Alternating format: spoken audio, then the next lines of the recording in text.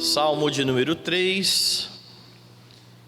Acompanhe, por favor, a leitura que eu farei de todo o Salmo. Salmo de Davi, quando fugia de Absalão, seu filho. Senhor, como tem crescido o número dos meus adversários. São numerosos os que se levantam contra mim. São muitos os que dizem de mim: não há em Deus salvação para ele. Porém tu, Senhor, és o meu escudo, és a minha glória e o que exaltas a minha cabeça. Com a minha voz clamo ao Senhor, e ele do seu santo monte me responde. Deito-me, pego no sono, acordo, porque o Senhor me sustenta. Não tenho medo de milhares do povo que tomam posição contra mim de todos os lados. Levanta-te, Senhor, salva-me, Deus meu, pois feres nos queixos a todos os meus inimigos, e aos ímpios quebras os dentes. Do Senhor é a salvação, e sobre o teu povo a tua bênção. Vamos orar. Amado Salvador, Senhor nosso, bendito e exaltado, Pai, seja o teu nome. Somos gratos pela manhã, mais uma manhã do dia do Senhor. Manhã agradável, ó Deus, que o Senhor nos concede e nos congrega, a fim de exaltar a tua majestade.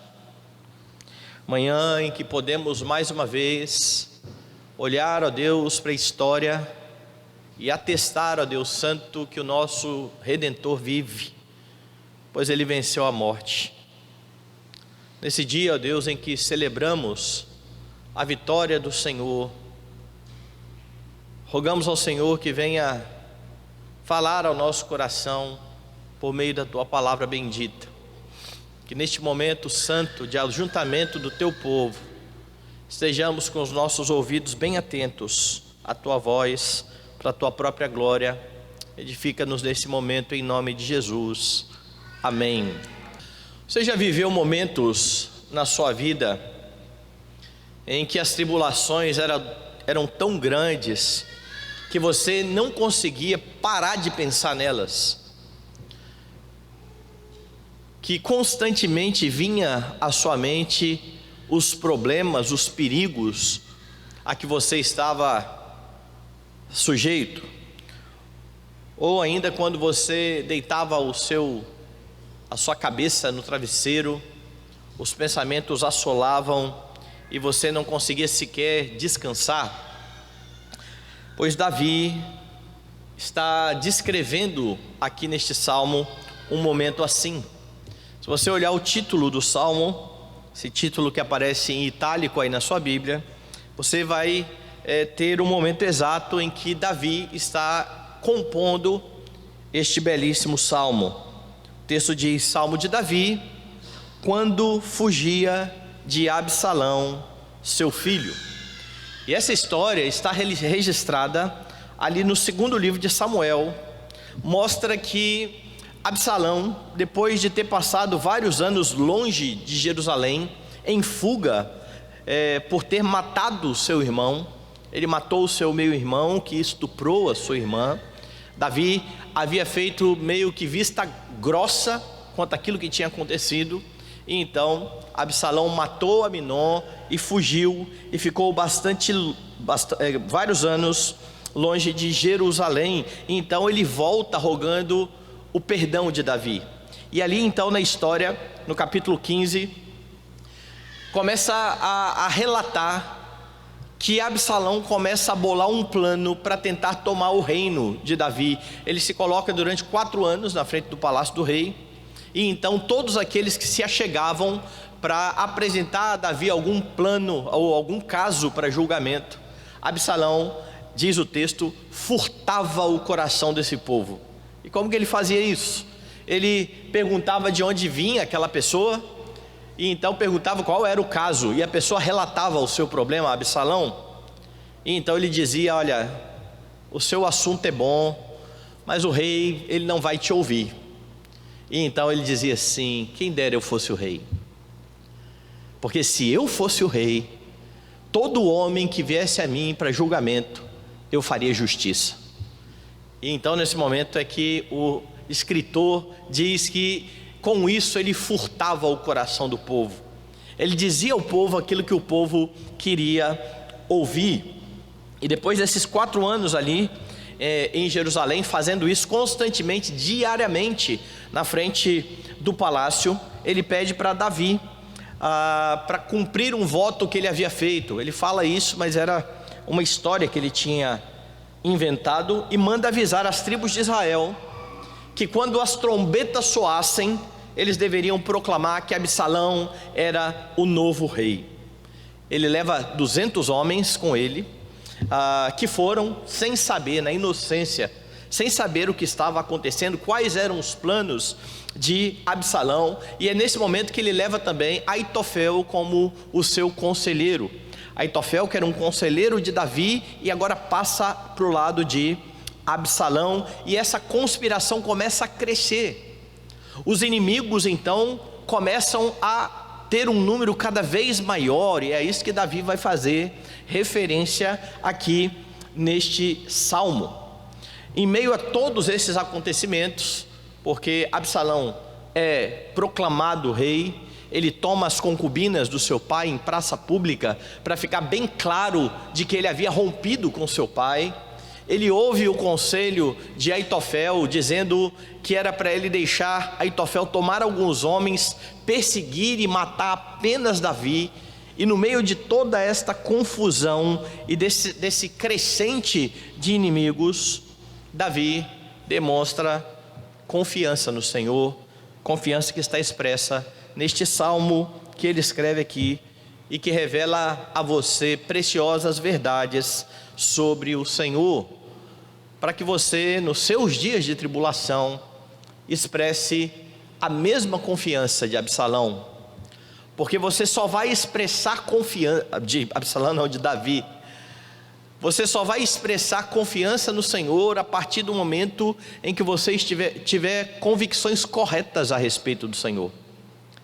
Quando você tem convicções erradas sobre Deus, você se comporta de maneira errada. Quando você tem convicções corretas a respeito de Deus, você pode agir de forma piedosa. Quais são as verdades que o texto traz sobre o Senhor? A primeira delas é que o Senhor é aquele que concede aos seus servos segurança. Dê uma olhada aí no versículo 3. Porém tu, Senhor, és o meu escudo, és a minha glória e o que exaltas a minha cabeça. No verso 5, deito-me e pego no sono, acordo porque o Senhor me sustenta. Não tenho medo de milhares do povo que tomam posição contra mim de todos os lados. Veja, Davi primeiro começa relatando o que estava acontecendo. Nos primeiros versículos: Senhor, como tem crescido o número dos meus adversários, são numerosos os que se levantam contra mim, são muitos os que dizem de mim, não há em Deus salvação para ele. Ou seja, Davi está bem consciente do perigo. Davi não está aqui enganado, tendo uma falsa convicção de que as coisas estão bem, porque ele sabe que a cada dia que passa, mais pessoas estão tomando partido de Absalão. E essas pessoas olham para Davi dizendo: nós vamos derrotá-lo, ele não ficará de pé, ele não conseguirá escapar. E mesmo aumentando o número de inimigos, Davi estava ciente de que o Senhor era aquele que lhe dava proteção. E é curioso você lembrar de uma informação: Davi não estava sozinho. Junto com Davi estão aqueles que são descritos lá em Samuel como os valentes de Davi. Estes homens são acostumados com a guerra. Estes homens são guerreiros bastante experientes. É um número de guerreiros junto com Davi que conseguiria fazer certa força diante dos inimigos, a ponto de, no momento em que Aitofel dá o conselho para Absalão, dizendo assim: olha, nós vamos perseguir somente Davi, um outro conselheiro de Davi, Uzai, que havia ficado para tentar transtornar o conselho de Aitofel, começa a colocar terror no coração de Absalão, dizendo: olha, Absalão, você sabe bem que o seu pai é um homem de guerra, e quando esse pessoal chegar lá e o exército do seu pai vier e matar alguns deles, o povo que está do seu lado vai ficar desanimado, e isso traz terror ao coração de Absalão e dos seus conselheiros. Eles sabiam que os homens que estavam ao lado de Davi eram homens valentes, e se você olhar a descrição lá dos homens, dos valentes de Davi, você vai ver a morticina que foi causada por estes homens.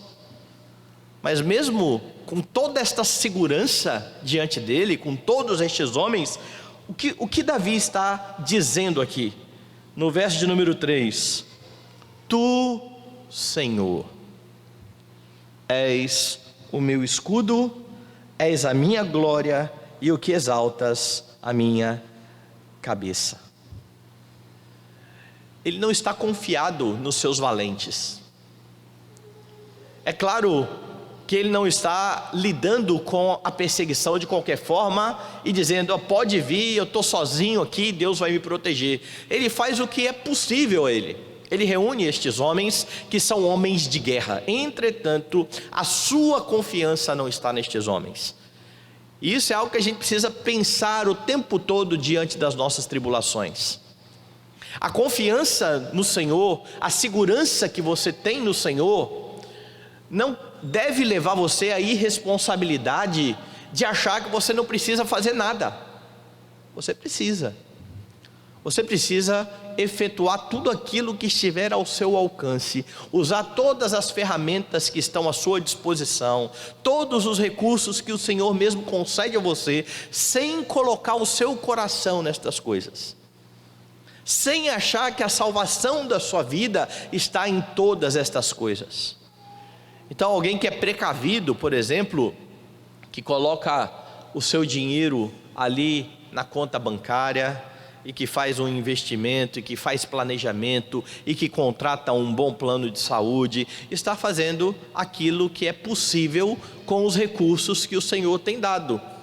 Mas é muito diferente de alguém que tem todas essas coisas e coloca a esperança da sua vida nisso aí. Eu estou seguro porque eu tenho um dinheiro guardado. Eu estou seguro porque eu tenho um bom plano de saúde. Eu estou seguro porque eu tenho estabilidade do meu emprego. Eu estou seguro. Não. Você está seguro somente no Senhor. Porque todas essas coisas, elas podem ser tiradas de você. Na semana retrasada, no domingo à noite, eu comecei a expor o texto de Mateus. Hoje eu termino à noite, onde ele vai tratar da questão da ansiedade, e é isso que Jesus diz: olha, não coloque a confiança nestes tesouros da terra, porque eles são perecíveis. Então você faz o que está de acordo com as suas possibilidades, mas a sua segurança precisa estar no Senhor. E é o que tudo indica, Davi sabe que o que está acontecendo com ele nesse momento é fruto daquilo que o Senhor já havia dito que aconteceria. Porque depois do seu pecado com Batseba, Deus usou Natã para dizer: da sua casa eu vou suscitar o mal contra você. Eu vou pegar as suas mulheres e entregar ao seu próximo. Aquilo que você fez em oculto, eu vou fazer diante de todo Israel. Absalão tinha feito isso. Absalão tinha tomado as mulheres dele. Agora Absalão estava contra ele, diretamente contra ele, chamando cada vez mais homens para matar o pai. E Davi está tranquilo, ele está seguro. O Senhor é o meu escudo, o Senhor é a minha glória, o Senhor é aquele que exalta a minha cabeça.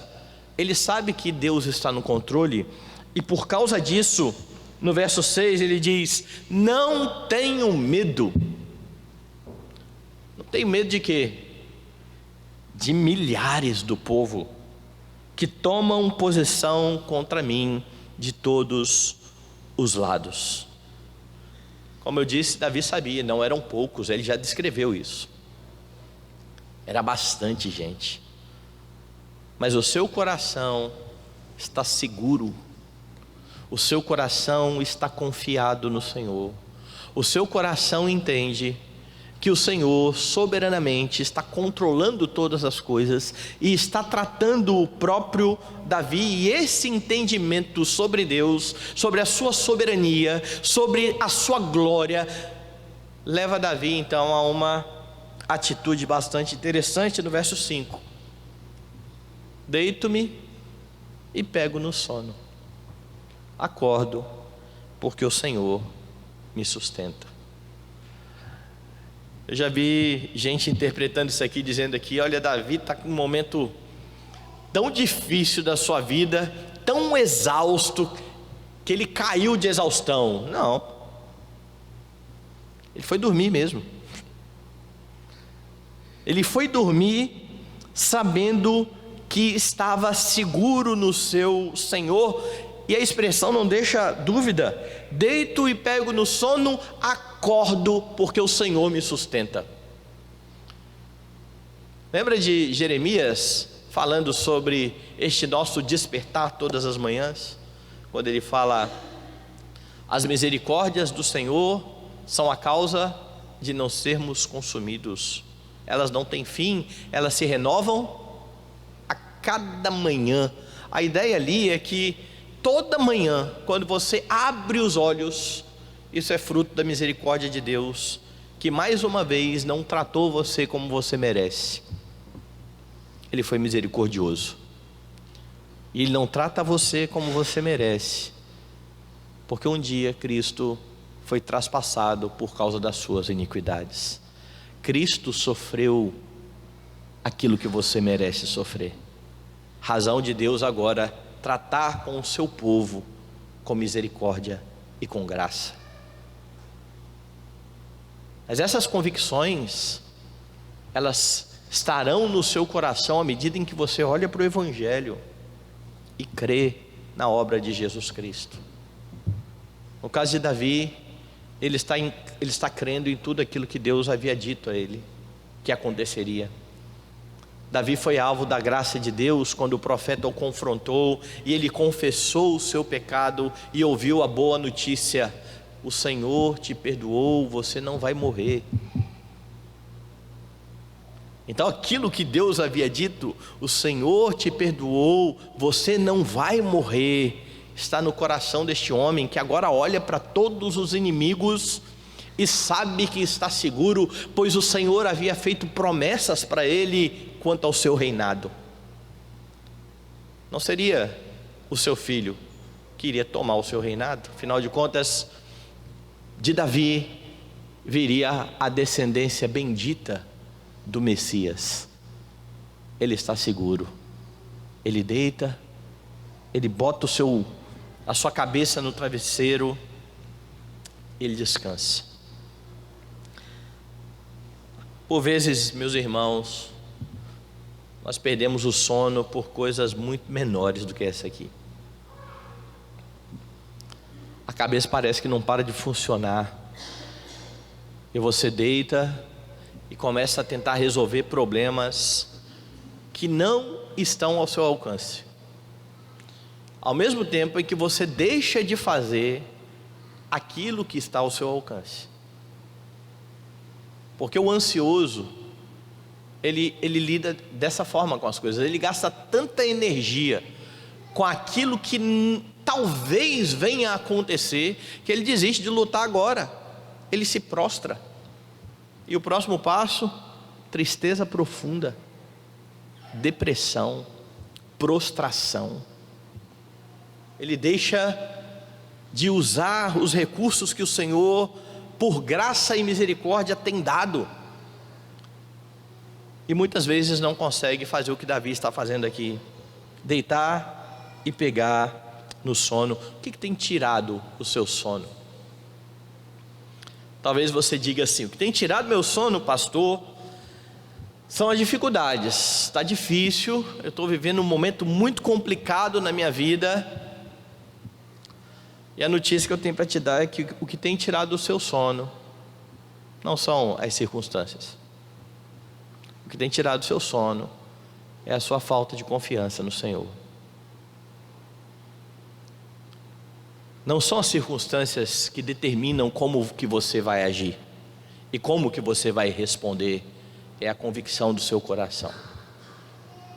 Porque se no seu coração houver a mesma convicção que há aqui no coração de Davi, você vai deitar e pegar no sono, convicto de que você vai levantar no outro dia, se o Senhor sustentar a sua vida, porque é Ele que dirige a sua vida. Você não está nas mãos do seu chefe, você não está nas mãos dos seus vizinhos que querem fazer mal contra você, você não está na mão dos homens, você está nas mãos do Senhor e no cuidado do Senhor.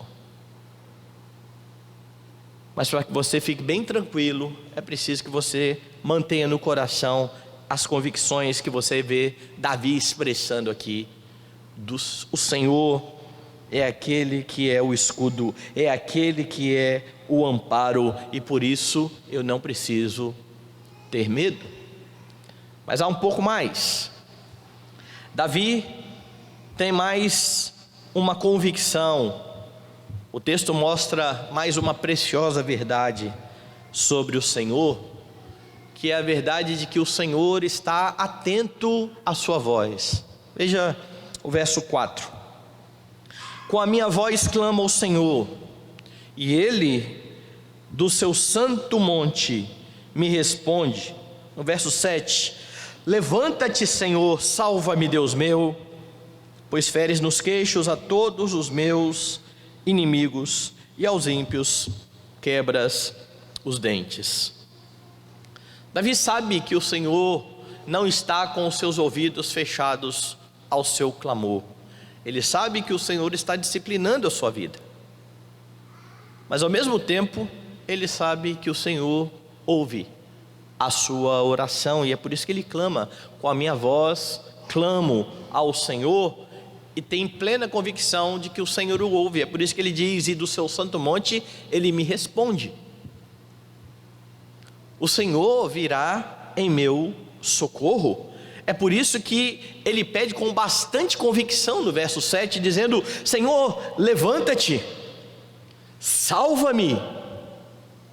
Davi sabe que aquele a quem ele clama tem pleno poder para dar cabo de todos os seus inimigos, para ferir todos os seus inimigos, e ele tem plena convicção, porque ele sabe que Deus deu o trono a ele. O trono não é de outro, senão de Davi e da sua descendência, e de Davi virá aquele que se assentará para todos sempre no trono. Como é então que eu vou ter medo de perder a minha posição? Como é que eu vou ter medo de perder o meu trono? Como é que eu acho que Absalão vai se tornar rei? Não tem a menor condição dele crer nisso, porque o que está em jogo aqui é nada mais, nada menos do que o reinado do justo juiz, do grande rei de toda a terra. É o reinado de Cristo que está em jogo. Daí a imprecação que você tem aqui no Salmo, quando ele diz que Deus é aquele que fere nos queixos a todos os inimigos e quebra os dentes dos ímpios. E eu já falei aqui por mais de uma vez que as imprecações, elas não têm a ver com você e com o seu inimigo lá do seu trabalho, certo? Não é para você sair orando e dizendo: Senhor, quebra o queixo desse homem aqui do meu trabalho, que está querendo puxar o meu tapete. Não tem a ver com isso. Tem a ver com o Senhor e com o seu reino. E Davi sabe ser aqui este mediador do pacto, da aliança, aquele de quem virá o grande rei. Não importa a quantidade de inimigos, não importa o tamanho do problema, se o Senhor está ouvindo a Davi, ele confia no que o Senhor irá fazer.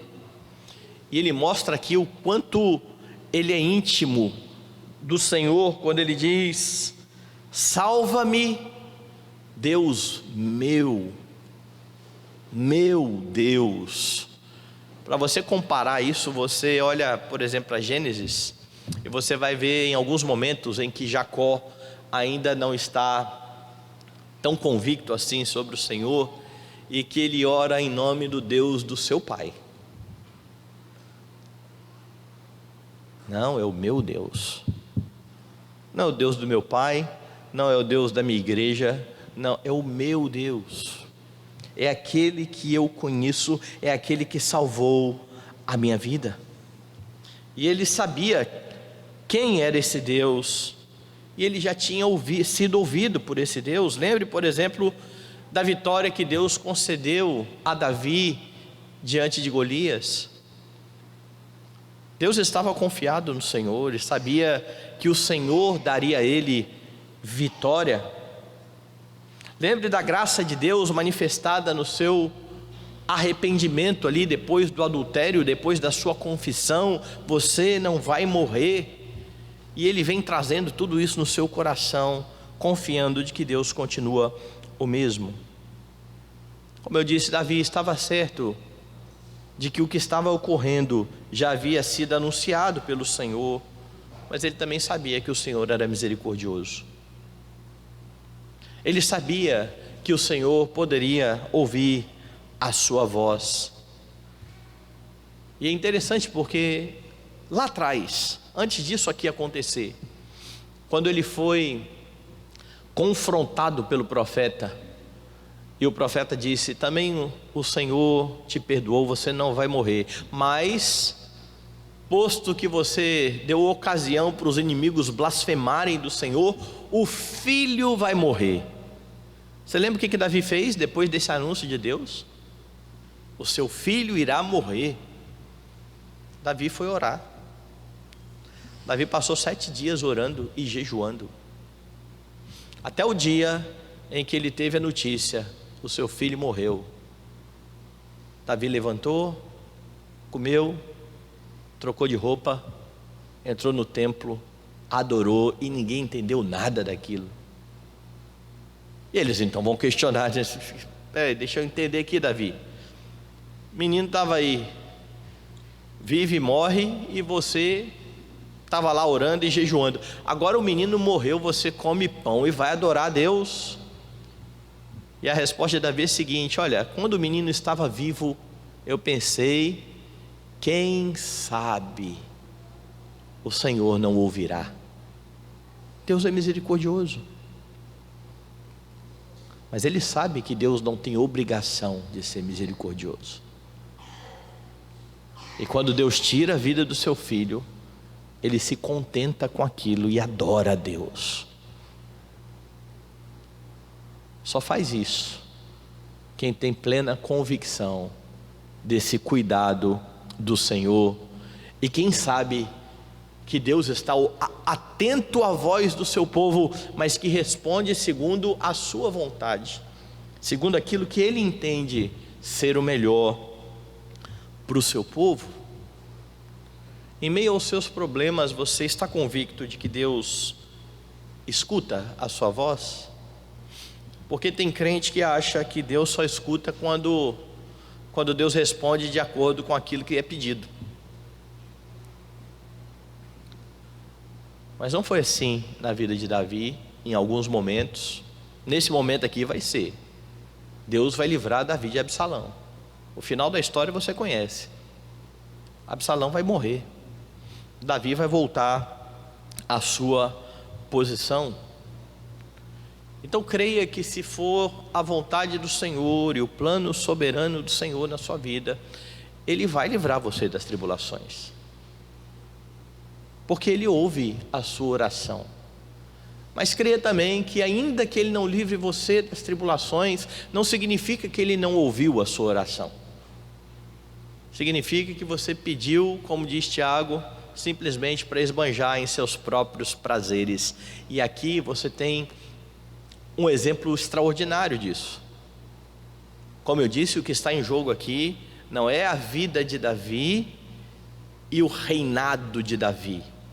O que está em jogo aqui é a vida do grande rei e o reinado do grande rei. Logo, o pedido de Davi tem a ver com Deus e com o seu reino e com a sua justiça. Tem a ver com a glória de Deus. É por isso que quando Tiago diz: vocês pedem e recebem, porque vocês pedem mal para esbanjarem seus prazeres, ele está direcionando os crentes para lembrar que quando você se coloca diante do Deus que ouve a sua oração, você ora com a glória de Deus diante de você, tendo por motivo no seu coração a honra do Senhor e o reino do Senhor, em tudo que você pede. Você não pede: Senhor, me livra da tribulação, porque está incomodando, porque está ruim. Não, tem que ter a ver com a glória de Deus. Você viu isso no Salmo 119, em vários momentos em que o salmista clamou para que o Senhor conservasse a sua vida. Não é para ele viver de qualquer jeito, é para que ele continue vivendo para a glória de Deus, é para que ele continue honrando ao Senhor com a sua vida, é para que ele continue, quer comendo, quer bebendo, fazendo tudo para a glória de Deus. Porque você não se coloca diante de Deus pedindo de forma egoísta. Precisa ter a ver com o reino de Deus e com a sua justiça. Mas há mais uma verdade sobre o Senhor que está no coração de Davi e que precisa ser a convicção do seu coração. No verso 8, Davi afirma que o Senhor é o dono da salvação. Ele termina dizendo: do Senhor é a salvação, e sobre o teu povo a tua bênção. E ele termina o salmo com uma declaração, mais uma vez, de confiança.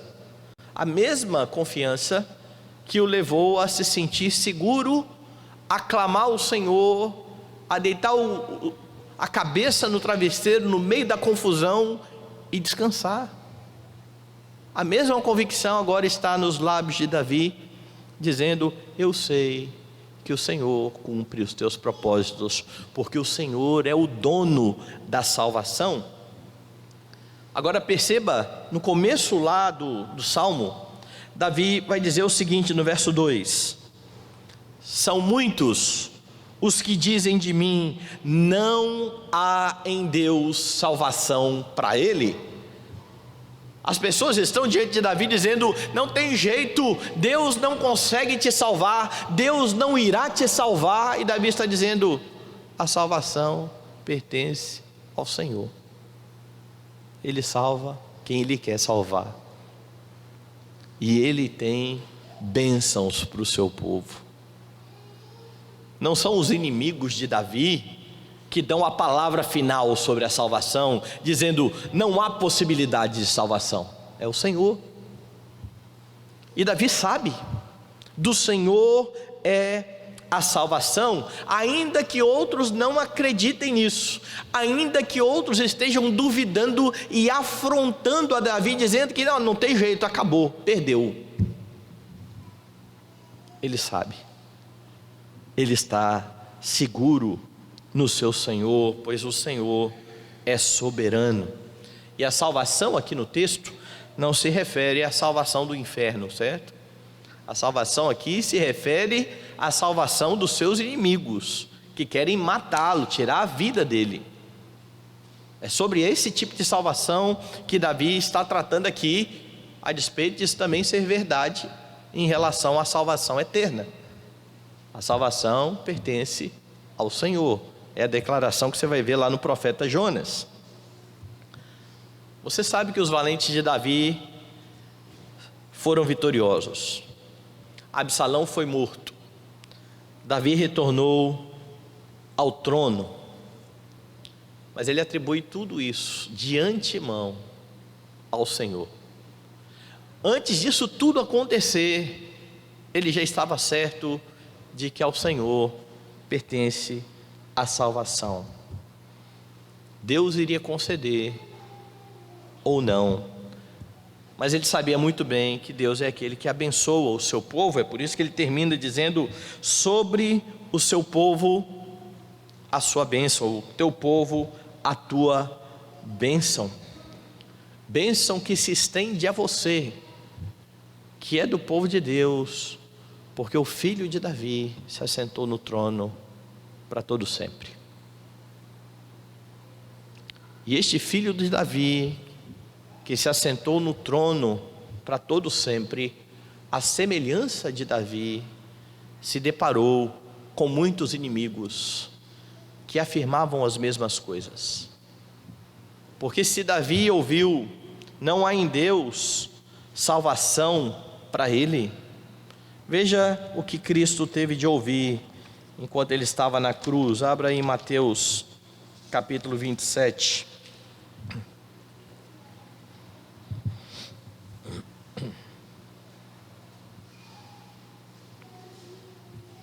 Verso 33, e chegando a um lugar chamado Gólgota, que significa lugar da caveira, deram-lhe a beber vinho com fel, mas ele, provando, não quis beber. Depois de o crucificarem, repartiram entre si as suas vestes, tirando a sorte, e assentados ali o guardavam. Por cima de sua cabeça puseram escrita a sua acusação: este é Jesus, o rei dos judeus. Agora faça só um paralelo aqui. Davi é o rei de Israel, que está tentando ser deposto pelo seu filho, que quer assumir o reino. Aqui o rei de toda a terra está sendo blasfemado em seu ofício real, porque eles estão transformando o ofício de Cristo num deboche.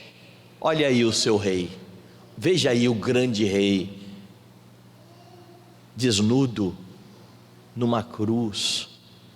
E então o texto continua: e foram crucificados com ele 2 ladrões, um à sua direita, outro à sua esquerda.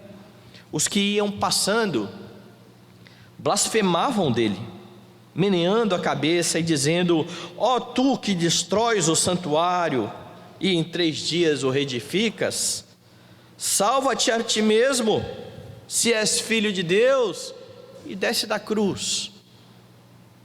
De igual modo, os principais sacerdotes, com os escribas e anciãos, escarnecendo, diziam: salvou os outros, a si mesmo não pode salvar-se. É rei de Israel? Desça da cruz e creremos nele. Ou em outras palavras, sabe o que estes homens estão dizendo? Não há em Deus salvação para ele. Veja no verso 43, confiou em Deus, pois que venha livrá-lo agora, se de fato lhe quer bem, porque disse: sou filho de Deus. E os mesmos impropérios lhe diziam também os ladrões que haviam sido crucificados com ele. Cristo está aqui com a sua confiança inabalável. Ele está para morrer, ele está para entregar a sua vida, ele está ouvindo afrontas, ele está ouvindo todos os impropérios, ele derramará a sua alma, ele ressuscitará para a sua justificação, e ele mesmo virá para ferir nos queixos os seus inimigos. Porque as afrontas de cada um destes homens serão vingadas por Cristo no dia final.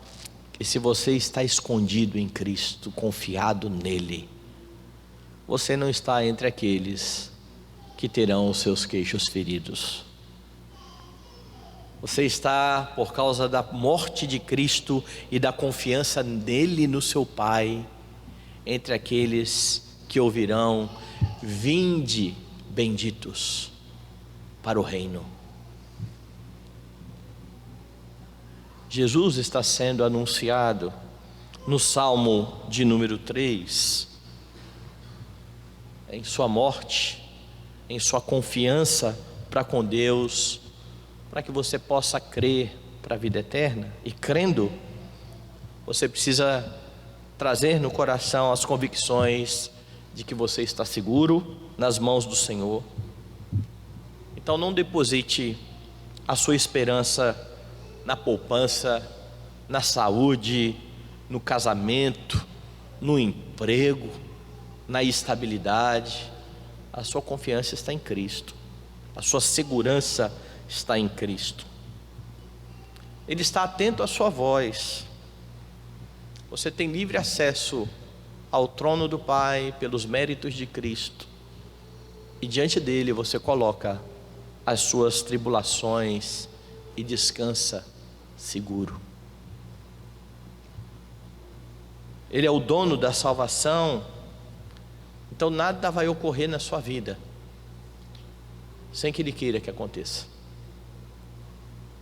Ele está governando a sua vida, e nada acontece fora da sua soberana vontade, e aquilo que acontece que a seus olhos é algo muito ruim,